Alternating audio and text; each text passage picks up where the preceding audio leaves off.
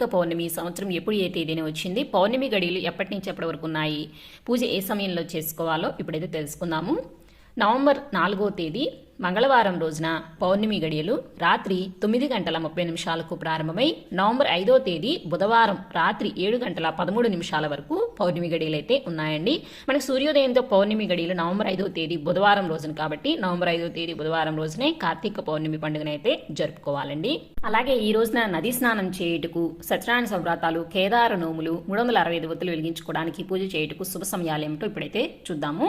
November 5వ తేదీ బుధవారం రోజున ఉదయం 4:11 నుంచి 5:40 లోపలైతే శుభగడియలు ఉన్నాయండి. ఆ సమయంలో కుదరని వారు మరలా ఉదయం 6 గంటల నుంచి 6:30 లోపల కూడా శుభగడియలు ఉన్నాయండి. ఆ సమయంలో కూడా కుదరని వారు ఉదయం 9 గంటల నుంచి ఉదయం 11:20 లోపల కూడా శుభగడియలు ఉన్నాయండి. ఈ సమయాల్లో సత్యనారాయణ వ్రతాలు, కేదార నోములు, 365 ఒత్తులు వెలిగించుకోవడం, నదీ స్నానం చేయడము, స్వామివారికి అభిషేకం చేయించుకోవడం, పూజ చేసుకోవడం ఇలాంటివన్నీ కూడా చేసుకోవచ్చండి. అలాగే కొంతమంది రోజంతా అక్కడ ఉపవాసం ఉండి సాయంత్రం సమయంలో పౌర్ణమి గడియలు ఉన్నప్పుడు 365 ఒత్తులు అనేది వెలిగిస్తూ ఉంటారు. అలాగే కేదార నోములు కూడా కొంతమంది సాయంత్రం పూట అనేది చేసుకుంటూ ఉంటారండి.